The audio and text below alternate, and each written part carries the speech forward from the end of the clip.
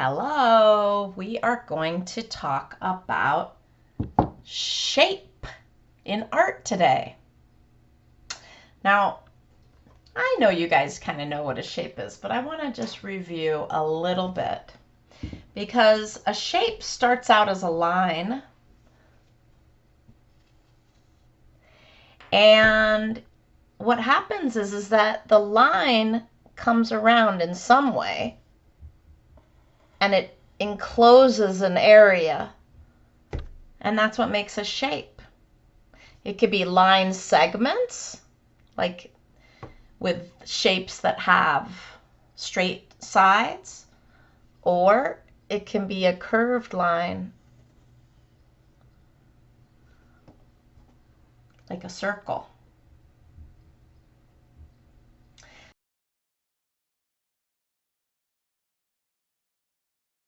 So shapes are created when a line encloses an area. There are two kinds of shapes, and we are only going to look at one type this week. The type that we are going to look at are geometric shapes.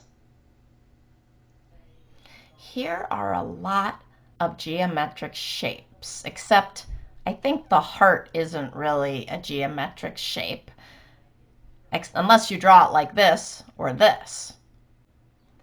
This is a painting by Kazimierz Malevich, and he painted this over 100 years ago. It's considered to be the first painting that was made of nothing that you would recognize in real life. So that means the first abstract painting. Kazimierz Malevich was a revolutionary with his approach to painting because he was one of the first abstract artists. A lot of people saw his paintings and they did not think it was art because they were more used to something like this. But abstract art really caught on. As you can see, this is a mural on a building in New York City that was painted just a year after I was born by an artist named Tanya. And this painting by Renata Bernal is a really beautiful abstract piece that you can see has a lot of circles, curved lines, and straight lines.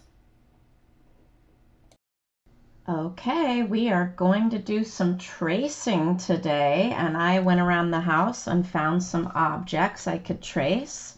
A lid, a Tupperware. I'm looking at the shapes. I even got a spoon, which is not really geometric, or maybe it is, because you could calculate the slope. I got a triangle and I got a little book. This is a ruler and a triangle, but it's also called a straight edge.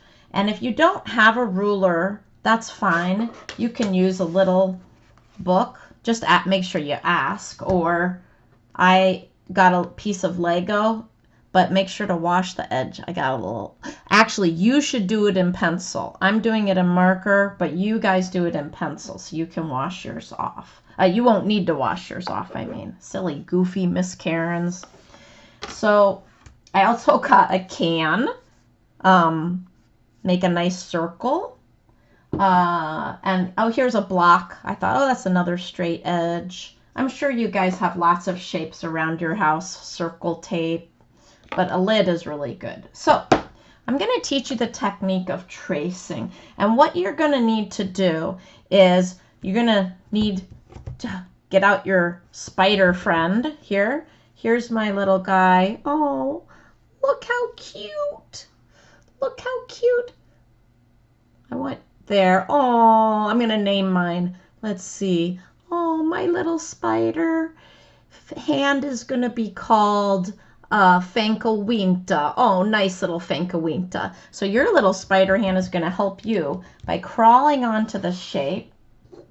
And remember, I'm going to use a marker, but you use pencil. If you want to erase, you can erase things. And you want to spread out all your little spider hand's legs on the paper. And then press your pencil up against it. And you probably can just do part, and then you have to lift up. And then you have to come back to another section, do a little section. All the time, keeping your spider hand on your shape, standing with all 5 fingers. Poor little spider lost a few legs. So now I have a nice circle shape.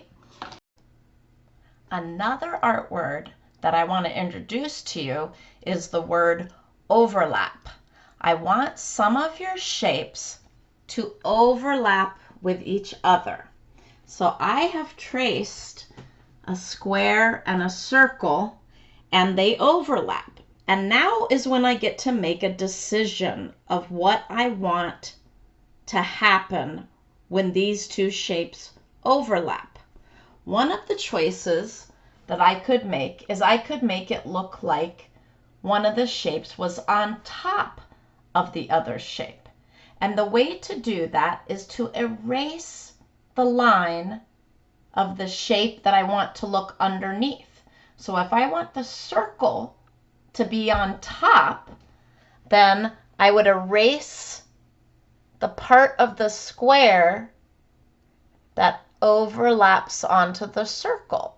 Now it looks like, if I do it really carefully, it looks like the circle is, focus, focus. Yay. It looks like the circle's on top of the square. Another option is that you can change the color of the shape that the overlap makes. So if I want to color very carefully, I want you to be able to see this. Let's see. Maybe I can do it like this. Do it like this. I could color in this area black. Now that you've learned about overlapping, I'm finishing mine. I decided to not draw this line so it looks like the line stops here and it looks like it's going under the circle, but I could also get my spider finger on there. I could trace the whole shape, which is a little bit easier than stopping and starting the line. If you're in 2nd grade, you might want to try stopping and starting, and that's fine too. Just a little speed up so that you can watch me trace with Fankawinta without having to spend too much time.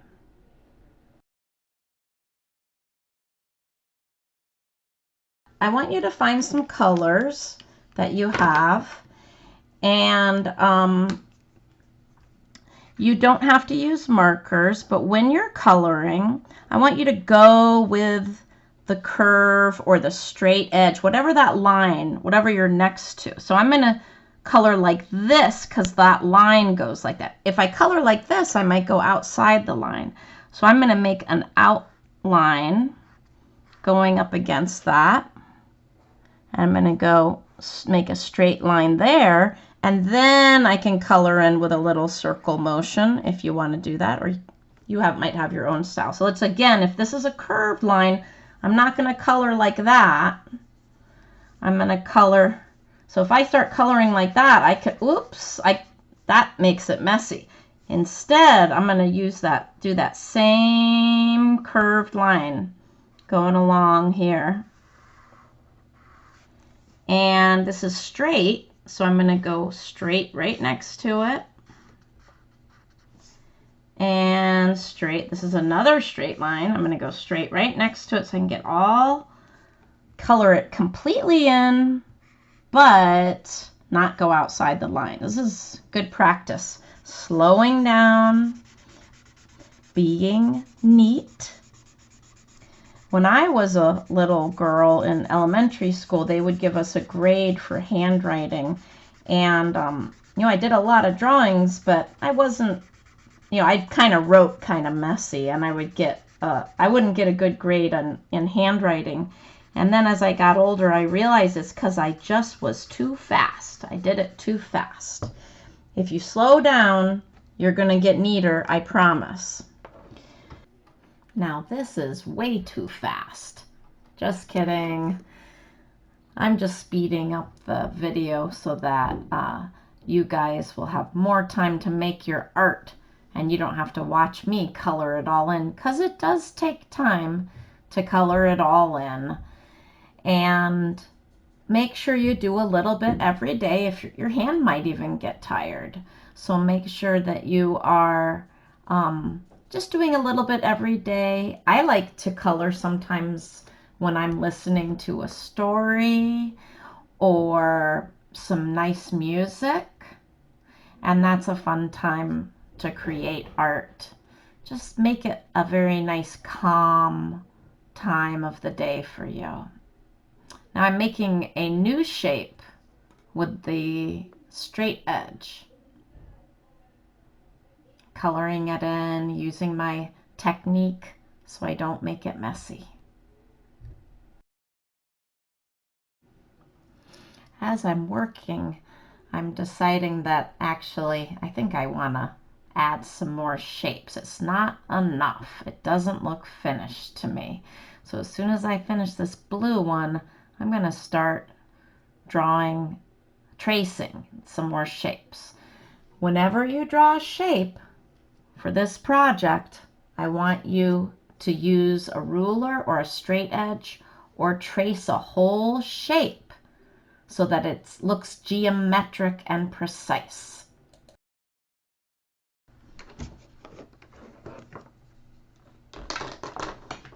Okay, I think I'm done for now. Maybe I'll add some more shapes later. Maybe I'll just keep adding to it every week. Maybe the very last week of school, you'll send me an abstract geometric artwork that has 25 shapes on it, or a lot of shapes. All right, I hope you have fun making your abstract geometric drawing. Bye.